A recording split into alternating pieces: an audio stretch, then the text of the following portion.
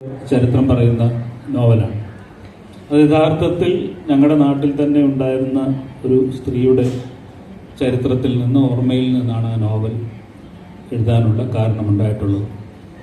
അവർ രണ്ടാം ലോക മഹായുദ്ധകാലത്ത് ബ്രിട്ടീഷ് പട്ടാളത്തോടൊപ്പം യുദ്ധം ചെയ്യുന്നതിന് വേണ്ടി, ജപ്പാനോട് വരുന്നതിന് വേണ്ടി സിംഗപ്പൂരിൽ പോവുകയും അവിടെ നിന്ന് ബോർണിയോ എന്ന് പറയുന്ന ഒരു ദേശത്ത് പോവുകയും ചെയ്തിട്ടുള്ള സ്ത്രീയാണ്. എൻ്റെ ചെറുപ്പകാലത്ത് അവരെ ബോർണിയോ അമ്മച്ചി എന്നായിരുന്നു വിളിക്കുന്നത്. അതിൽ നിന്നാണ് ഞാൻ യഥാർത്ഥത്തിൽ ആ നോവലിലേക്ക് എത്തപ്പെടുന്നത്. നമ്മൾ എല്ലായ്പ്പോഴും പുരുഷൻ സഞ്ചരിച്ച യാത്രകളെക്കുറിച്ച്, അവരുടെ സങ്കടങ്ങളെക്കുറിച്ച്, അവർ പോയിട്ടുള്ള ദേശങ്ങളെക്കുറിച്ചൊക്കെ പറയുമ്പോൾ സമാനമായി സ്ത്രീകളും സഞ്ചരിച്ചിട്ടുണ്ട് എന്നുള്ള ഒരു ബോധ്യത്തിൽ നിന്നാണ് ആ നോവലിലേക്ക് ഇറങ്ങി പോകുന്നത്. ഞാൻ ഇത്തരം വേദികളിലൊക്കെ പറയാറുണ്ട്, ബോർണിയോ എവിടെയാണ് എന്ന് ഇപ്പോഴും ഗൂഗിൾ ചെയ്ത് നോക്കാതെ നമ്മളിൽ ബഹുഭൂരിപക്ഷം ആൾക്കാർക്ക് അറിയില്ല എന്ന ഇടത്ത് രണ്ടാം ലോക മഹായുദ്ധകാലത്ത് 1940കളിൽ ഒരു സ്ത്രീ കേരളത്തിൽ നിന്ന് ബോർണിയോ എന്ന് പറയുന്ന സ്ഥലത്തേക്ക് യാത്ര ചെയ്തിട്ടുണ്ട് എന്നുള്ളത്. അവിടേക്ക് മാത്രമല്ല, അറബ് ദേശങ്ങളിലെ ബന്ധുക്കളുടെ ഗ്രാമങ്ങളിൽ എത്തപ്പെട്ടത് ആദ്യമായി പുരുഷന്മാരല്ല, സ്ത്രീകളാണ്.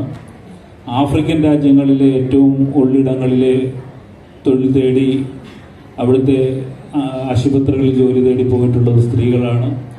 കാനഡയിലെ ഏറ്റവും മഞ്ഞു വീണ സ്ഥലങ്ങളിൽ എത്തപ്പെട്ടത് സ്ത്രീകളാണ്.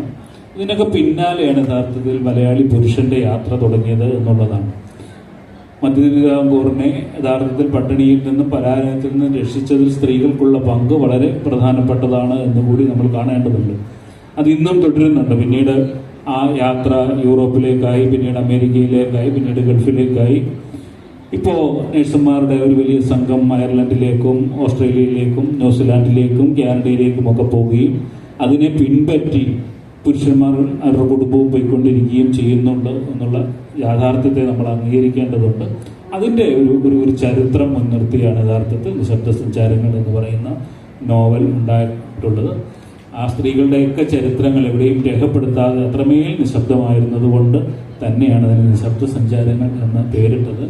അതിൻ്റെ തലക്കെട്ടിൽ നിശബ്ദയ്ക്ക് ഒരു ഷാ മാത്രമേ ഉള്ളൂ എന്ന് പലപ്പോഴും പലരും പരാതിയെ പറയാറുണ്ട്. മലയാള ഭാഷ അപാരമായി പഠിച്ചവരൊക്കെ പറയാറുണ്ട്, 2 ഷാ ഉണ്ടെങ്കിലേ നിശബ്ദയ്ക്ക് കനം വരുള്ളൂ എന്ന്. ഞാൻ പറയുന്നു, അത്ര പോലും ശബ്ദമില്ലാത്ത, കനമില്ലാത്ത, കനം കുറഞ്ഞ യാത്രകളായിരുന്നു എന്നതുകൊണ്ട് അതിനൊരു ഷാ മതി എന്ന് മനഃപൂർവ്വം നിശ്ചയിച്ചതാണ്. അതുകൊണ്ടാണ് നിശബ്ദ സഞ്ചാരങ്ങൾ അങ്ങനെ ആയത് എന്നുകൂടി പറയാൻ ഞാൻ ആഗ്രഹിക്കുന്നു.